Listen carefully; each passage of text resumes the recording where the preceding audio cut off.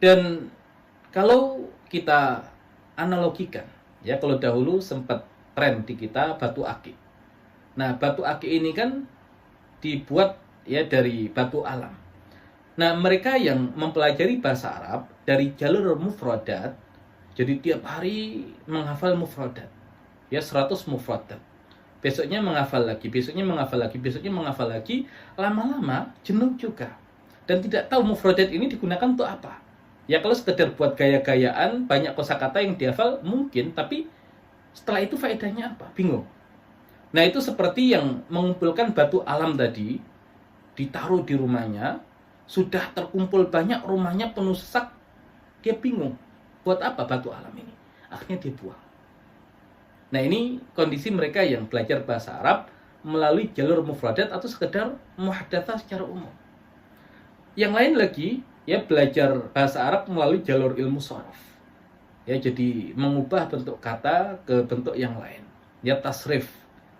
Ya hari ini dibuat nada-nada yang seolah-olah menjadikan seseorang yang belajar shoraf itu menyenangkan. Ya tapi tetap saja belajar shoraf ya butuh waktu yang lama, tidak tahu ini gunanya untuk apa. Nah, itu ibarat kalau batu akik tadi digosok, ya dirubah menjadi bentuk yang bermacam-macam, telah membuat berbagai macam bentuk, bingung ini buat apa. Ya lama-lama ditinggalkan juga. Atau ilmu nahwu. Nah, masalah ini kalau belajar bahasa Arab dari jalur ilmu nahwu, biasanya menggunakan kitab nahwu yang berbahasa Arab. Dan kalau sudah menggunakan kitab nahwu yang berbahasa Arab, kita tahu berarti memang kitab ini ditulis untuk yang memang berasal dari bangsa Arab. Kemudian biasanya masyarakat kita yang belajar nahwu dari kitab yang berbahasa Arab lebih sibuk menerjemahkan kosakata yang ada di dalam kitab tersebut dibandingkan memahami kaidah nahwu yang ada di dalamnya.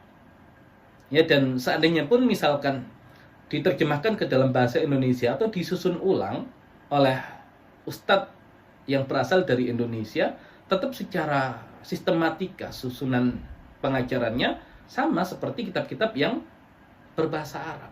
Ya, tidak disetting untuk orang-orang Indonesia. Nah, akhirnya bingung juga.